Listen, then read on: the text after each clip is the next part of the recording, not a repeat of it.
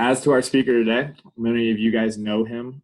He was kind of joined the Kavaliro family a few years ago when he came to our conference to speak. Definitely one of the most inspirational men I've ever met. His name's Eric Kapitulik. A little background on him as well. He is a Naval Academy grad where he played 4 years of lacrosse there. He then graduated, went into the Marine Corps doing a lot of special forces work. He was unfortunately part of a training accident that occurred when he was training to deploy to the Gulf, where unfortunately he lost several of his men. Eric then took it upon himself to actually start a fund for the children of his men that do scholarships to benefit those. After his service, he went on to do a couple other amazing things. I'll share the Ironman coverage with you. Eric is an Ironman finisher, as well as he's done the Canadian Death Race, as well as other several ultra marathons. He's also an avid mountaineer. He's climbed many of the summits, totaling 7, including Mount Everest. He definitely was probably the most influential speaker that we've had. For myself, he definitely pushes doing one more and to push yourself every day. So we're more than lucky to have him on this call, and I'll kind of let him take it from here. Tim, thank you so much. It's good to see everybody again. I was really, felt so privileged to have the opportunity to spend a few minutes here with you before your weekend. To follow up on what Tim had said, I was involved in a helicopter crash that killed 6 of the 10 of us on board. And in its aftermath, a few years later, I founded the program. That's 12 years ago. Everything that we do at the program is based on the idea that everybody's a hero when it's 70 degrees and sunny out. Everybody is. Unfortunately, that's not when you need them. We need great teammates and great team leaders when it's not. Individual talent can win games, but great teams compete for championships on any battlefield. Great families, our team Kapitulik, team Davis, team Murray, team Smith. Great families, great companies. Great teams compete for championships, and great teams are comprised of great teammates and great team leaders. As I spoke about a few years ago, great teammates consistently meet and exceed 2 standards. First, we set the example in everything that we do. And then great teammates hold their teammates accountable to achieving those high standards. We appreciate at the program that it's challenging to do so. We all want to be good friends to each other, and that's great. Except when being good friends to each other becomes more important than being great teammates for each other. Because you go to the movies with good friends, but we go to battle with great teammates. And great teammates set the example, and then we hold each other accountable to achieving those high standards. By doing so, we make each other the best versions of ourselves. Great teammates consistently meet and exceed 2 standards. Great team leaders consistently meet and exceed 2 standards. Number 1, they accomplish the mission. Let's never forget it. The standards don't change because of the adversity that we faced. The standards are the standards. And great team leaders consistently meet and exceed 2 standards. Number 1, they accomplish the mission. Number 2, we take care of our teammates. How do we take care of each other? There's 1,000 different ways that we do so. I challenge you to just do it this one way. Make every decision we ever make, thinking about what's in the best interest of the team first. That's how we take care of each other. Now, as Tim mentioned a few years ago, I had the opportunity to climb and thankfully successfully summit Mount Everest. I wanted to share just a couple of pictures with you of that climb, tell a brief story about how you climbed Mount Everest, and then leave you with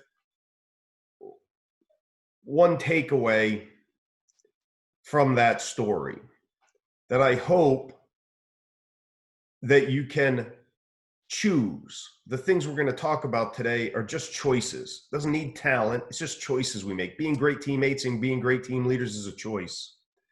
But to be a great teammate and to be a great team leader, there's one characteristic that's a non-negotiable, that's mission critical. And that characteristic is called toughness. Let me share my screen with you. I'll share a few photos with you from Mount Everest. And then let me talk about toughness to you. Because, as I said, everybody's a hero when it's 70 degrees and sunny. Unfortunately, it's not when you need them. We need great teammates and great team leaders when it's not. We need great teammates and great team leaders right now. To be the best teammate and best team leader that we can be, toughness is a prerequisite. But let me share a brief story with you about climbing Mount Everest, and then leave you with a thought on toughness. I'm going to share my, Tim, can you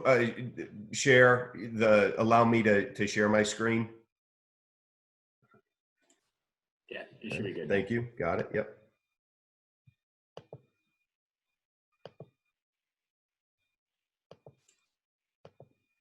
This is Mount Everest.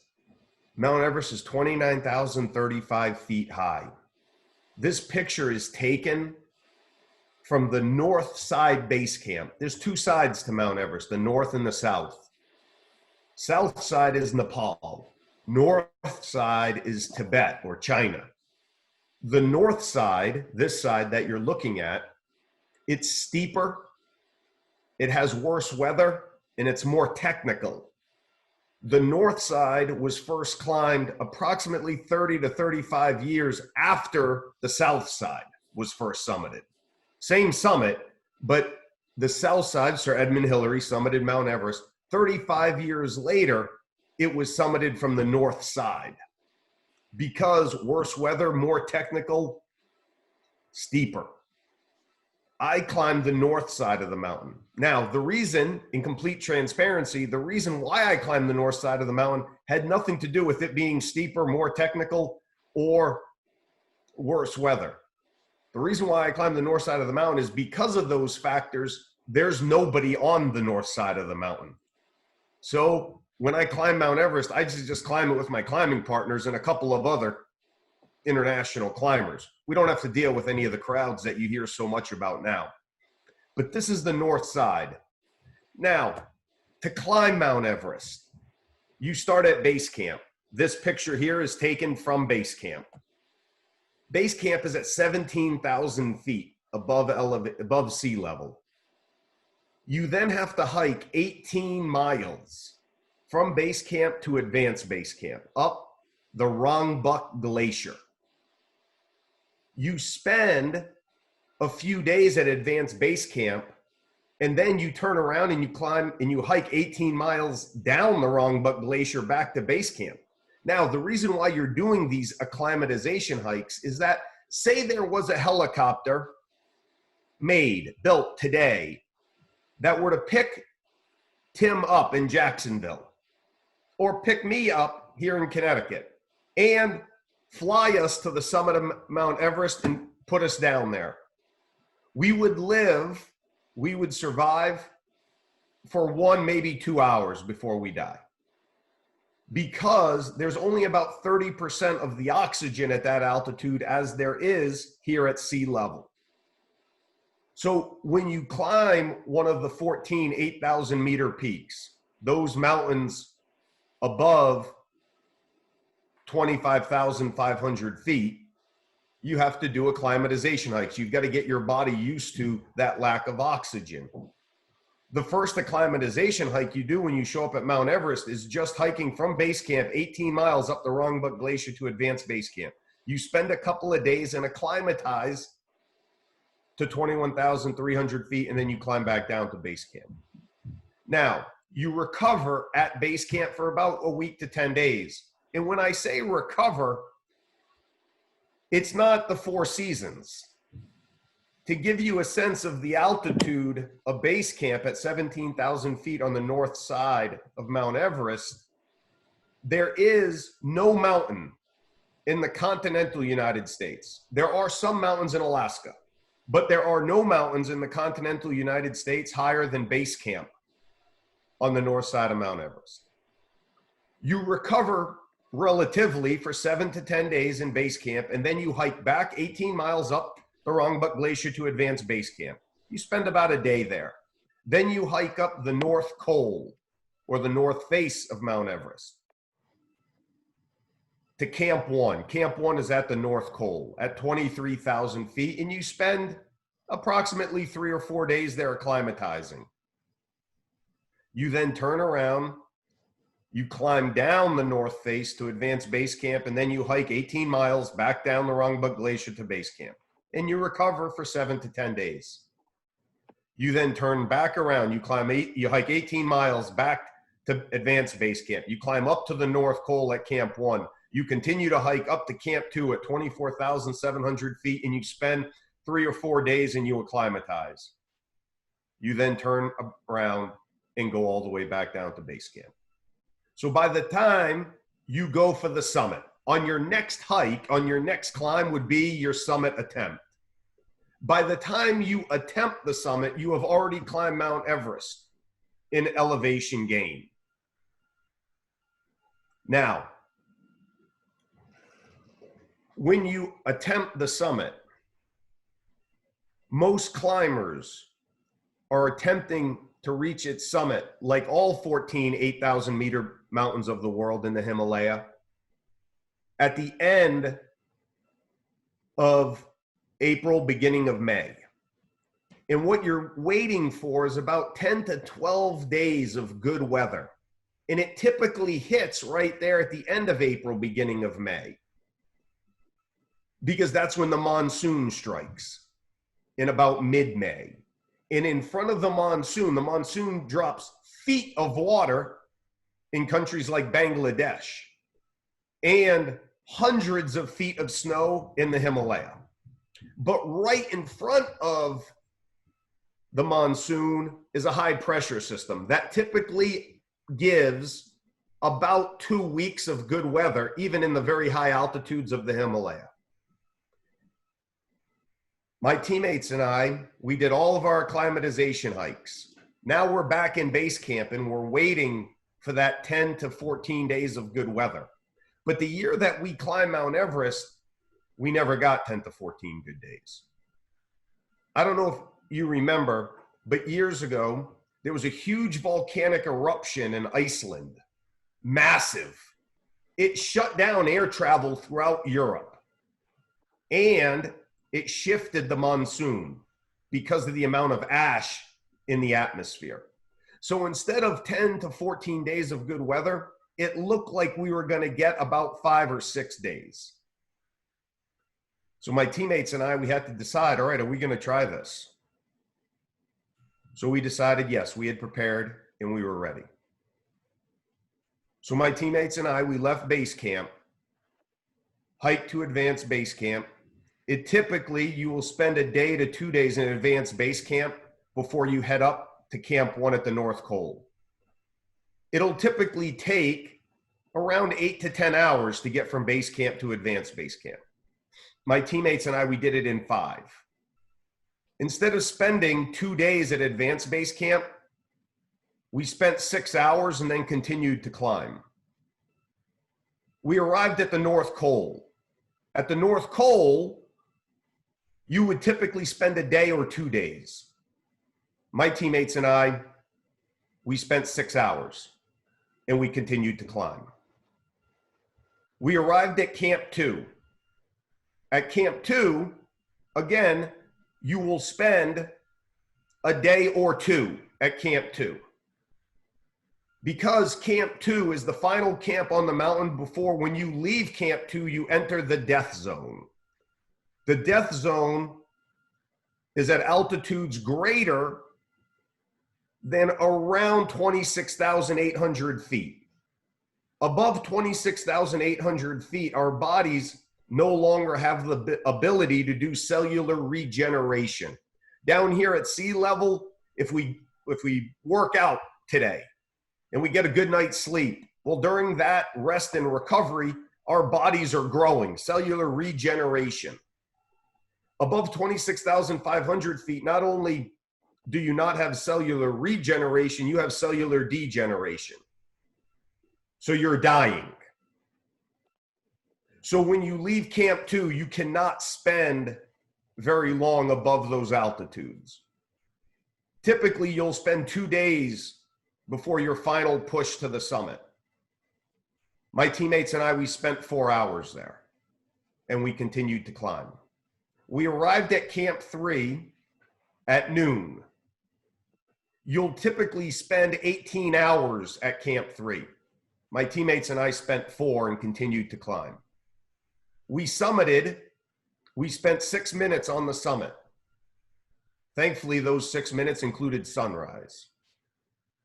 We turned around and in one 36-hour hike, hiked from the summit back to base camp in 36 hours straight. In 5.5 days, we summited Mount Everest. In 5.5 days, we ate 3 packets, individual packets of oatmeal. We had 2 packets of ramen noodle, chicken, and a handful of individual chocolates in 5.5 days. We slept in total in 5.5 days, 6 hours of sleep. That's me upon arrival in base camp. 5.5 hours of sleep, 5.5 days, 6 hours of sleep, almost nothing to eat. That's at the end of 2 months living above 17,000 feet. That's me at 7:24. You can see the time stamp down on the bottom corner. That's me at 7:28. Any idea what the difference is between that guy and that guy? It's not food. It's not food. That's what you're looking at there is frozen yak. I didn't actually eat it. The cooks, when I arrived, I told them I'm so hungry I could eat frozen yak right now. The difference between that guy and that guy was I made a choice to be that guy. That's it. Because nobody likes being around that guy, ever. I had a few years ago, I probably speak to 30 or 40 corporations a year now throughout North America. And I added these slides a few years ago to a speech, and my wife was able to attend that speech with me. And on the way home, it's the first time I had included those photos. And on the way home, I asked her, what do you think about the slides I put in about climbing Mount Everest right when I returned to base camp? Do you think it made a point? And she said, well, it makes a point, all right. But I go, do you think it made an impact with the audience?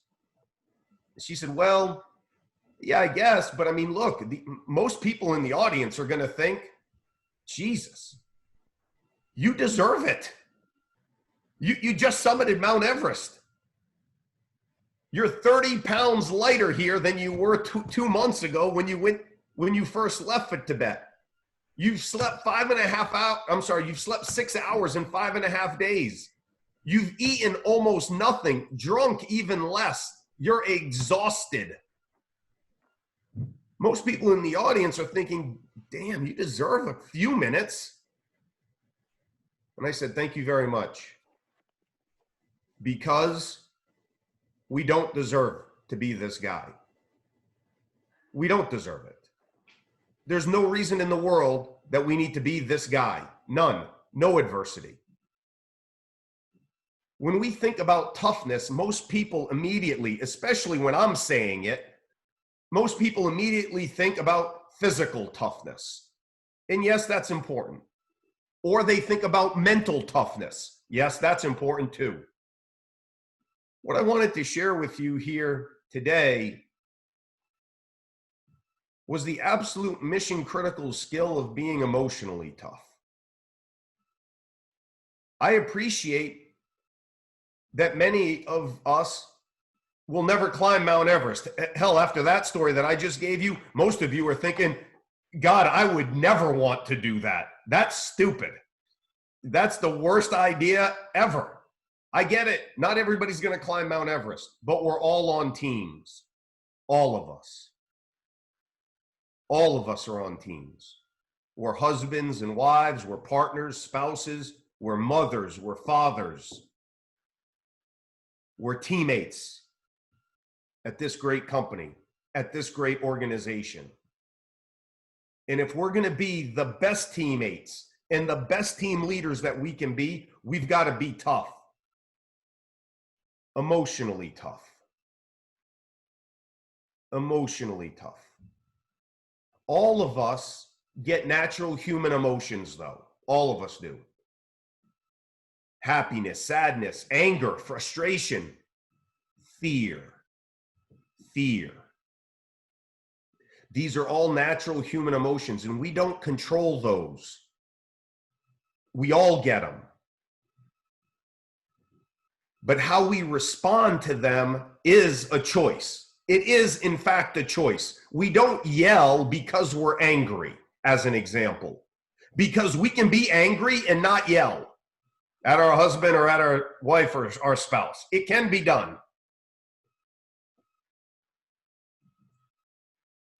Emotionally tough people get emotions. They feel emotions. And emotionally tough people take one deep breath. If you remember nothing from our speech here today, our time that we spend together, remember one deep breath. We all get natural human emotions. Take one deep breath and think. And that's the key idea about being a tough person, is our ability to still think in times of adversity.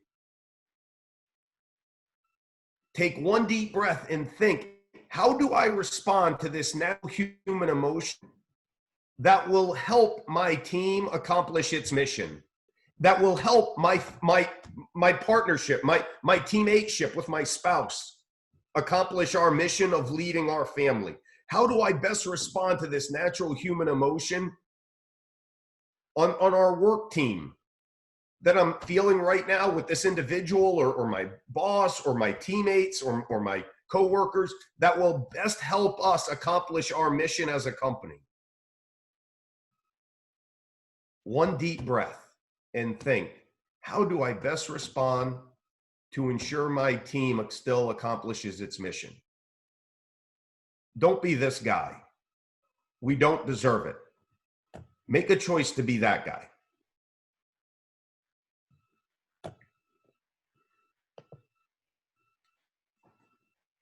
Appreciate the opportunity to share that with you. Perfect. Thank you, Eric, so much.